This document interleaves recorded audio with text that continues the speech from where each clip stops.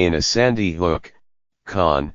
firehouse in 2012, not long after another school shooting, a group of terrified parents was waiting for news about their children. Connecticut's Governor, Dan Malloy, then walked into the room and quietly told them, "If you haven't been reunited with your loved one by now, that is not going to happen." The room convulsed in grief. That scene remains haunting because it hints at both the agony and the scale of mass shootings. Children keep dying. And our country won't do anything about it. The United States, to put it bluntly, has grown callous about the lives of its children. We mourn their deaths when they happen, of course.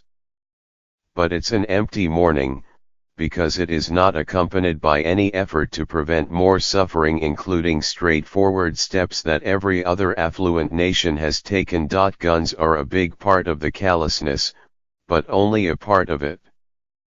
They are one of three main reasons the United States has become the most dangerous of wealthy nations for a child to be born into, according to a study in Health Affairs.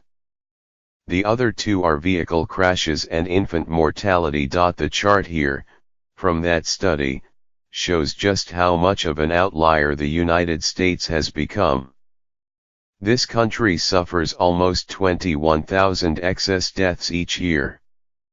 That's how many children and teenagers would be spared if the United States had an average mortality rate for a rich country. Here's another way to think about those 21,000.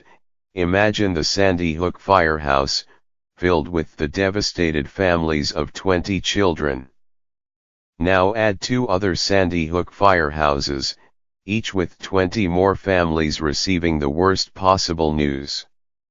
Now imagine that scene repeating itself every day, year after year after year. Our outlier status is relatively new, too. In the 1960s, the United States had a child mortality rate slightly below that of other rich countries. So it's not as if the problem stems from an immutable American characteristic. Other countries are simply trying harder to keep their children alive.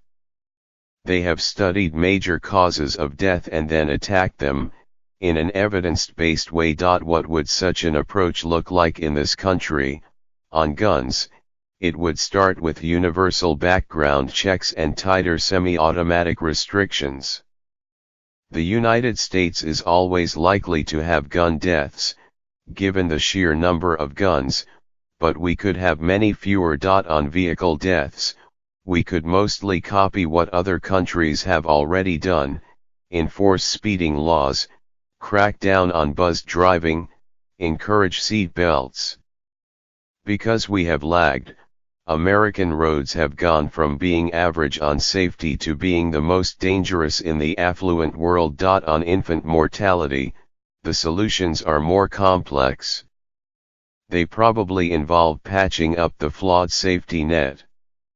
Notably, infant mortality has fallen in states that expanded Medicaid under Obamacare and risen slightly in states that didn't, according to a study in the American Journal of Public Health. When you look at the big causes of preventable childhood death, it's hard not to notice a political pattern. One party, the Republican Party, is blocking sensible gun laws. The same party has been trying to take away people's health insurance. And while traffic safety is a bipartisan problem, blue states are generally trying harder than red states. All of which is a good reminder to get politically engaged. If the current crop of politicians isn't willing to protect our children from harm, let's replace them with politicians from either party who are.